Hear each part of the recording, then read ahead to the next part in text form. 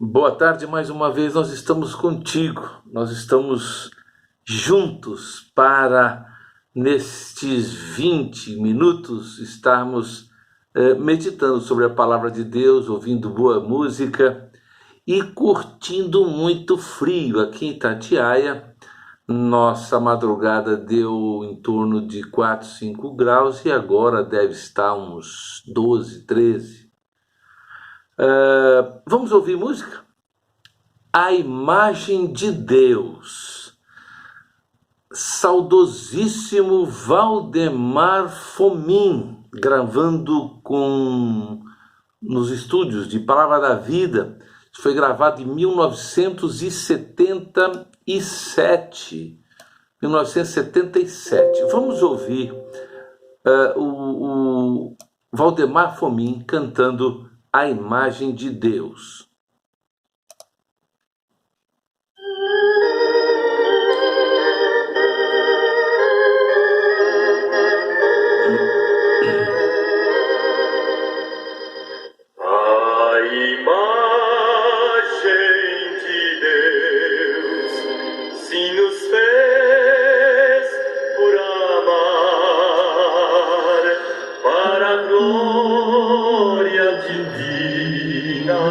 Ao mundo mostrar, mas o homem falhou e de Deus se afastou, sem ao menos prever o que iria perder da eternidade, pois Deus planejou a redenção da cruz ao pecador.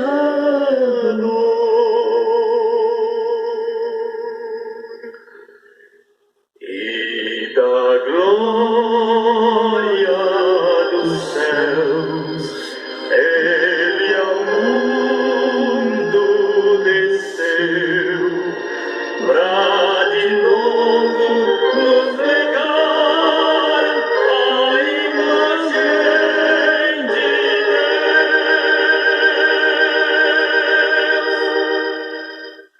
Sim, eu creio, Senhor, que és meu Salvador, meu pecado tirou, mas o preço pagou. Viverei pra cantar tão real salvação, minha vida em te dar também meu coração.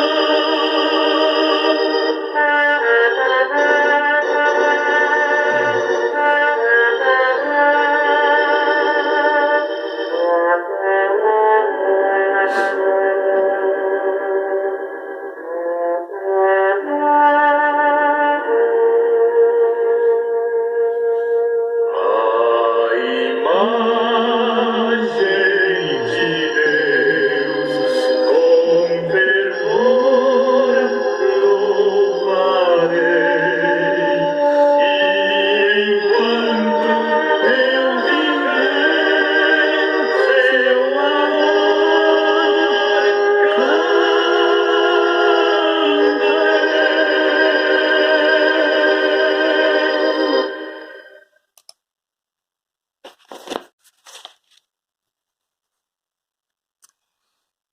Valdemar Fomin faz parte da minha infância. Ele era membro da Igreja Batista de Quatá, onde meu pai foi pastor. Falei alguns dias atrás que devo até minha vida a ele, porque ele me tirou desacordado, afogado de dentro do batistério da igreja de Quatá, né? Uma segunda-feira lá. Queridos, eu logicamente leio tudo que vem na minha mão nesse período de pandemia e que nós estamos em casa, mas desde o início do mês de março nós estamos aqui nessa prisão domiciliar. O Brasil parou, o mundo parou em razão do coronavírus, e as nossas igrejas, elas também tiveram que fechar suas portas por decretos das autoridades, né? E nós estamos nesse tempo vivendo assim, de lives, de cultos virtuais, esses vídeos que fazemos, mensagens pelas redes, enfim, todos arrumamos uma maneira de botarmos as nossas tecnologias a favor da igreja, não é? Eu sou um ogro em matéria de tecnologia, mas eu tive que me atualizar em muito, né? Até porque esses são os recursos tecnológicos que nós dispomos para manter o foco, a comunhão da igreja, né? O evangelismo que nós podemos fazer. Mas agora, nesses últimos dias, surgiram decretos que abrandaram todas essas medidas de restrição, e as igrejas foram autorizadas a realizarem seus cultos dentro de um quadro de várias exigências, que incluem limitação de 30% da capacidade do auditório, distanciamento de 2 metros entre 2 pessoas, medição de temperatura dos presentes, disponibilização de álcool gel para todos, desinfecção do local antes e depois do culto, sugestão sobre a não presença de pessoas de grupos de risco, os maiores de 60 anos, os mais vulneráveis, enfim, grupos de risco de pessoas que são portadoras de algum tipo de doença que já acompanham há algum tempo.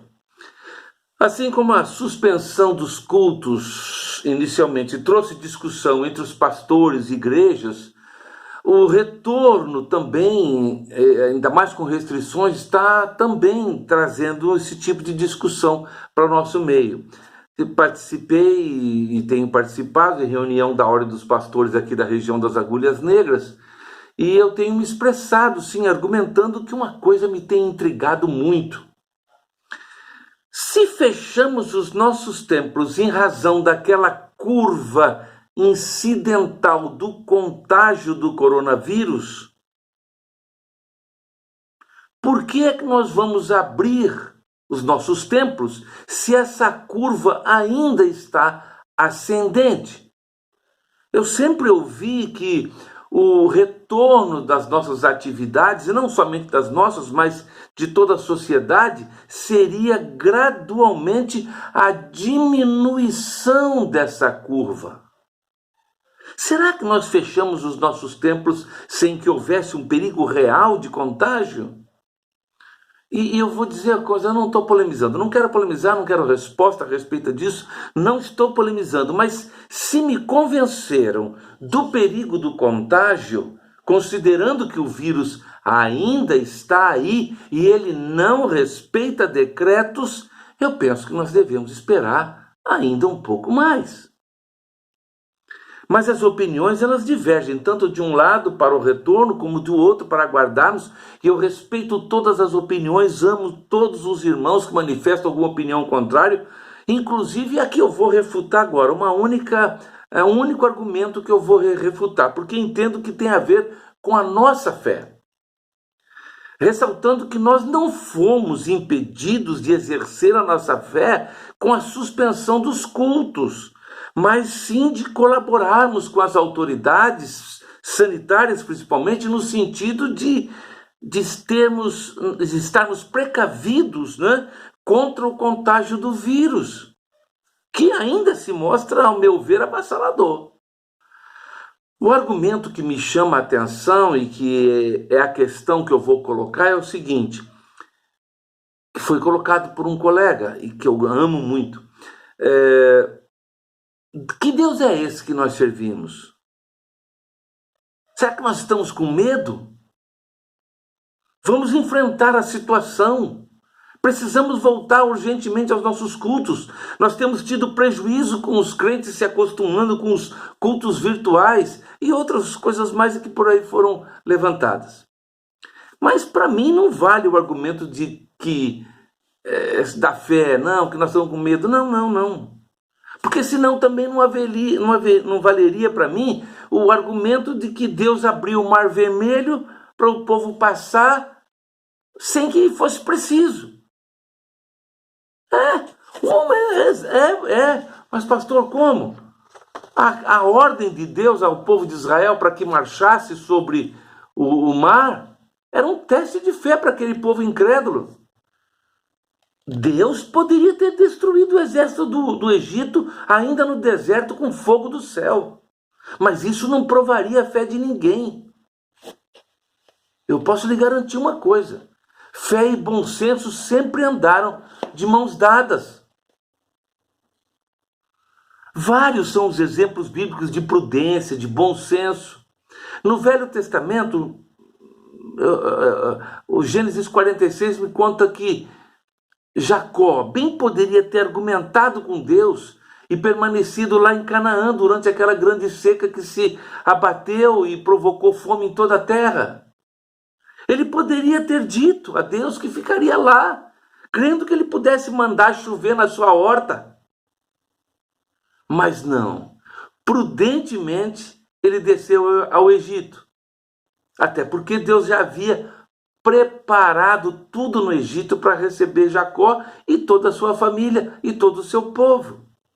Em 1 Samuel 18, nós lemos o texto em que eu me baseio para esta reflexão, versículo 14. E Davi, está lá em 1 Samuel 18, 14.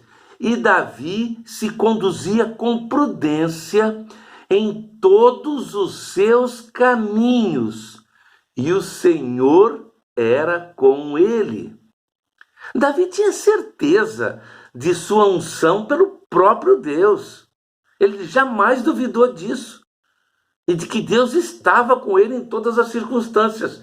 Mas ele fugiu quando foi preciso.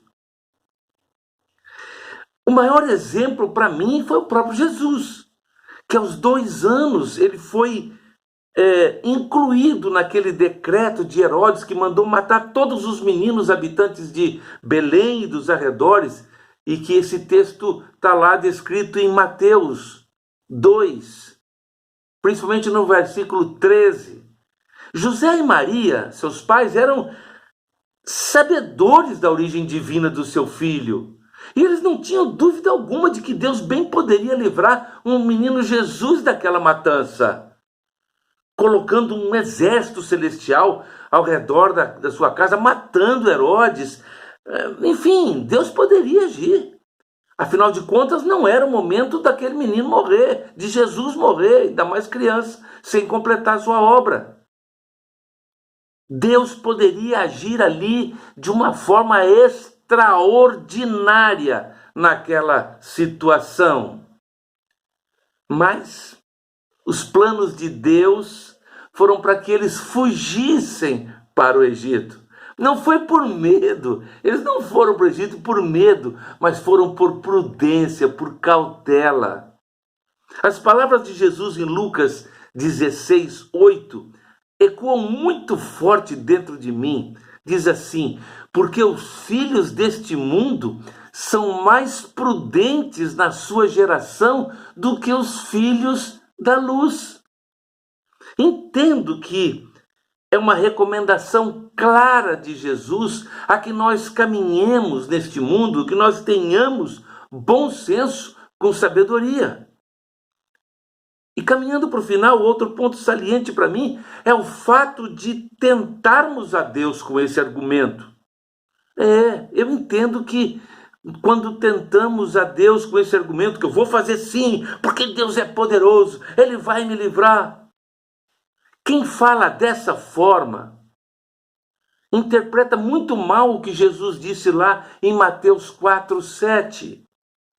Também está escrito: não ponha à prova o Senhor seu Deus.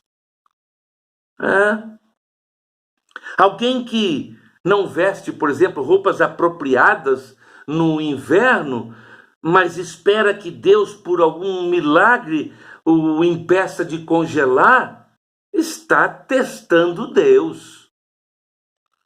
Eu conheço uma senhora que faleceu lá na nossa igreja em Campo Grande.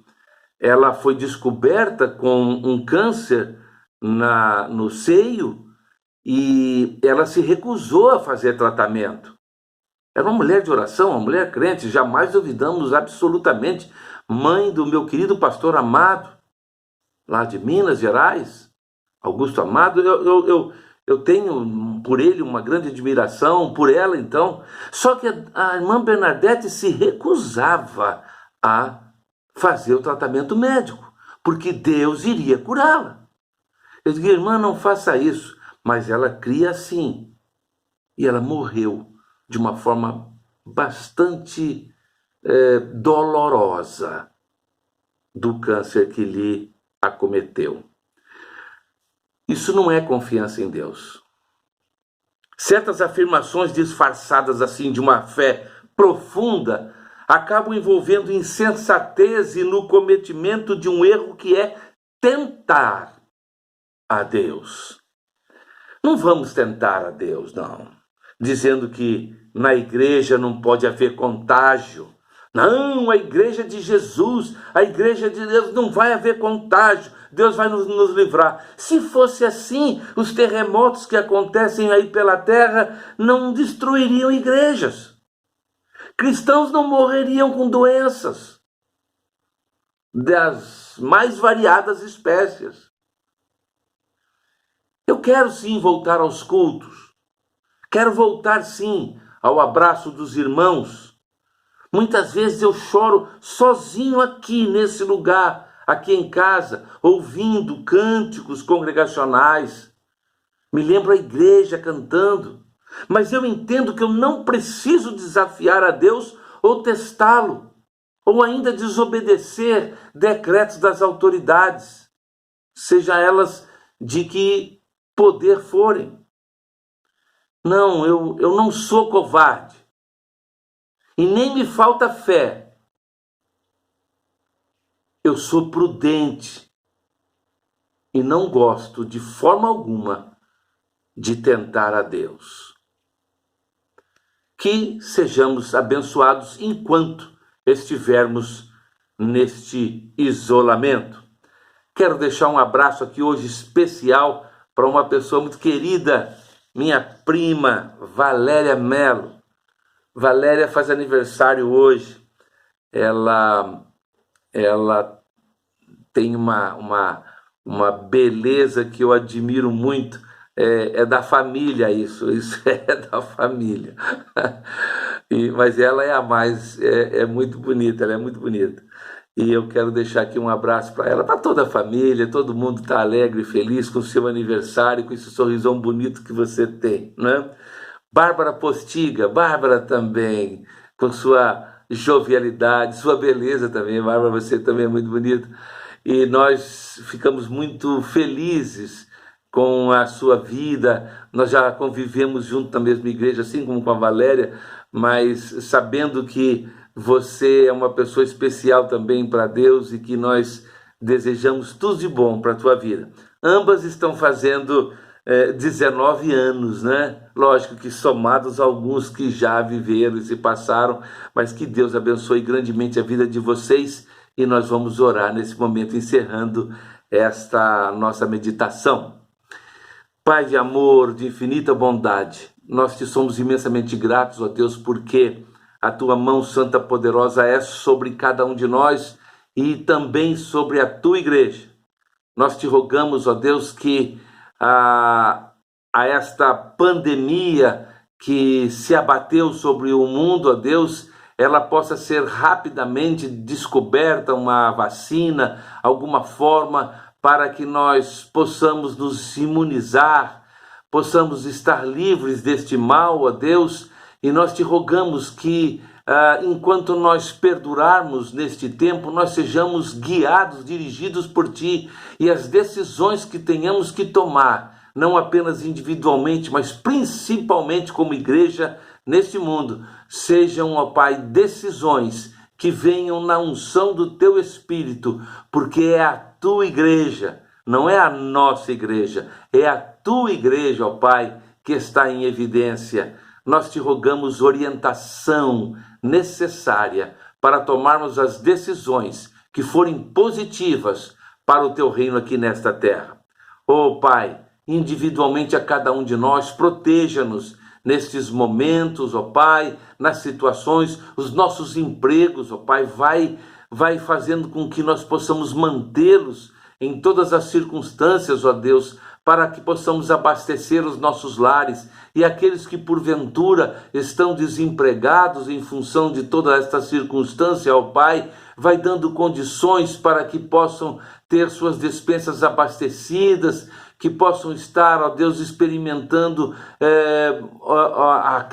aquelas ofertas que nós normalmente damos como igreja, que nós, como igreja, possamos estar chegando juntos, ó Pai, de todas aquelas pessoas que fazem parte da Tua família, aqueles que se chamam pelo Teu nome e que não venham a passar necessidades, que a Tua igreja esteja capacitada a atendê-los. Ó Deus, nós te rogamos que Tu estejas com Tua mão santa, poderosa, sobre a vida de cada um de nós.